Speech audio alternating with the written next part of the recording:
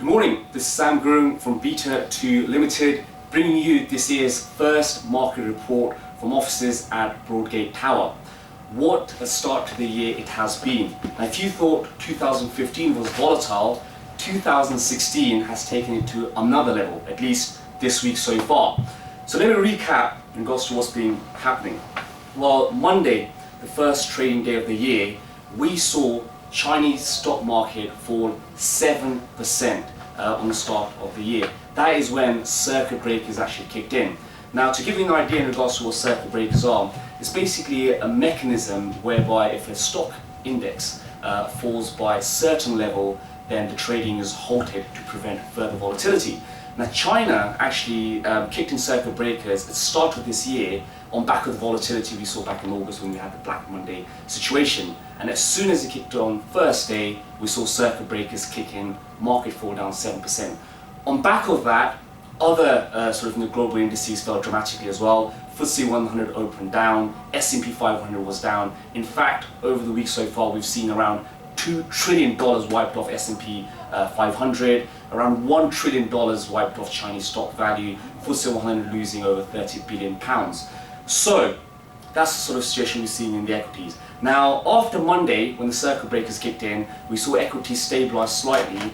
Only then yesterday, the circuit breaker to kick in again in China, where markets basically fell 7.2%. Circuit breakers kicked in only 29 minutes after markets open. Again, for increasing further volatility. Now, since then, China have actually come out and said that they will remove the circuit breakers. They believe it was actually a wrong move from that, but it shows the extent of volatility we've seen. Chinese stocks are down, or were down 12% yesterday, and that was after 4 trading days. So overall, it's been a terrible start for equities in general. How has this impacted other markets? Well, in the FX arena, as always, we've seen yen do particularly well because of its safe haven status. Back in financial crisis, when equities are down dramatically, yen did fantastic. It was up around 40% against the pound in 2008.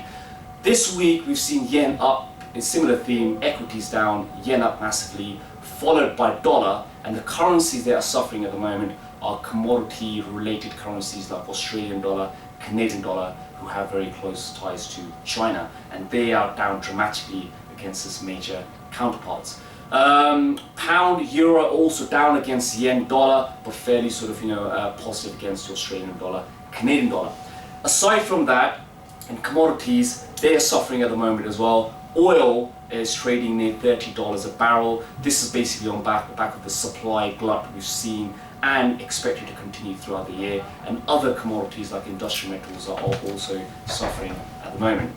So to sum it up, volatility up massively, equities down terrible at the moment, and it's only fifth trading day of the year so far. And if the theme continues, then we could have a very interesting 2016 indeed.